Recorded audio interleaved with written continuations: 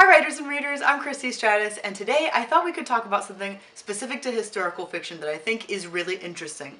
And I have to refer you to the article where I read this quote. The quote is from Hilary Mantel, and she's a historical fiction novelist and short story writer. She's won several awards, major awards and prizes. She's won several awards, prestigious prizes, things like that. So she's a really big deal. I hadn't heard of her somehow, and now I'm going to read, I'm sure, a couple of her books. They sound really interesting. They've been made into PBS series. She is a relatively controversial person to some degree. Again, I'm not that familiar with her, but in the little bit of research I did, I put in like Hilary Mantel controversy, and I got a list of stuff.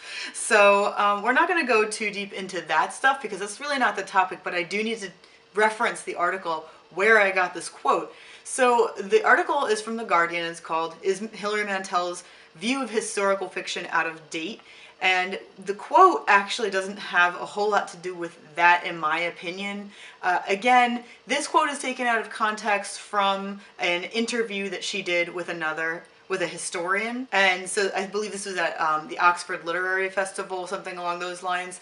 And so I could not find the full interview or discussion, whatever, I think it was an interview, online. So I can't really say what the whole thing was about. All I know is this quote, so I can't even really tell you if I agree with the idea of whether her ideas are out of date or aren't out of date. Here was her quote, and let's just go off that. Now, the context that I will be able to give you is the fact that she was talking about when historical fiction authors decide to add a bibliography at the end of their historical fiction.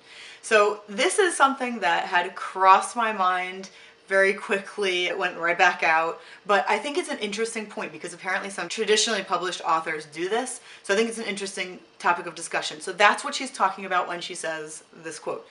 "You have the authority of the imagination. You have legitimacy. Take it. Do not spend your life in apologetic cringing because you think you are some inferior form of historian. The trades are different but complementary." And apparently another part of this interview, at some point she was quoted as saying that some historical fiction writers try to burnish their credentials by affixing a bibliography. Now, I really don't see too much that's controversial about this. I don't really see where she's putting anybody down. Again, I don't have the context of the whole thing because I don't have the full interview. I would really need to read the full interview to know for sure. So let's put that aside and let's just talk about the idea of a bibliography for historical fiction. Is this something you've seen? Is this something that you've thought about doing? Is it something you've done yourself? For me, like I said, I did think about doing that with Anatomy of a Darkened Heart. And the reason for that was because there were some phrases and words specifically that were used in my book because they were actually around during the time period, but sometimes it really sounded modern. This was something that Shelley Freydont actually talked about. I'll link you to those videos down below also so that you can see, because she is also a historical mystery writer, and she had said that her editors specifically said if there are words that sound too modern and you think that your audience may not really know that those words are from the time period you're writing about, they seem too modern and they might not believe that you did the research properly, then just take them out. And it's just not worth the risk of being critiqued. So that was interesting, and I thought about the same thing long before I heard Shelley Freydont talk about that. And I had also thought that there are specific things that were around during the time period that I make reference to that could be confusing because they may seem too modern or too old or whatever, but also very specifically there are sometimes facts in your book. You find real facts, and they sometimes contrast, actually. They can be the exact opposite of popular opinion. And so maybe in a lot of books or in a lot of period dramas on TV and stuff like that, maybe there is a mistaken dramatic type of thing that happens a lot. Women being married at a certain age or by a certain age. That wasn't quite the case.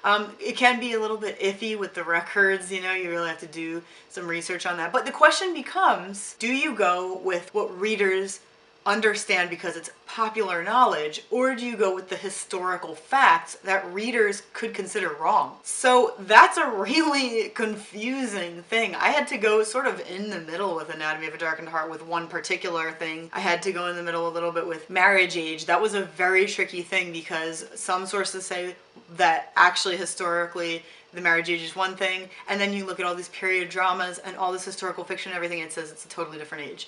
So it's really, really confusing, and and you do want to say, look, I found this fact. Here's where I found it. Look in the bibliography.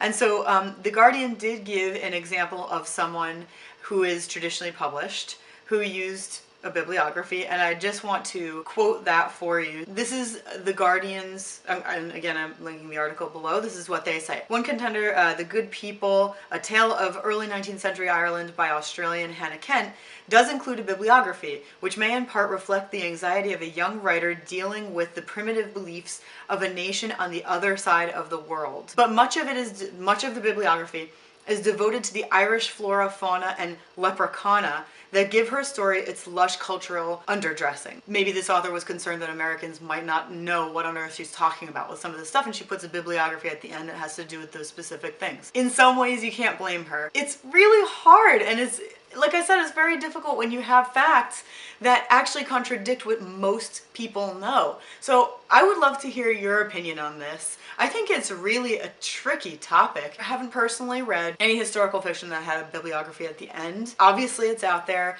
Obviously it can also have to do with who is your target audience and what do they know. Do you think it's a good idea to have a bibliography, or just like some definitions, and like, you know, this author had particular fauna and flora and stuff that her main audience may not know because of the country they're in or the time period or anything like that.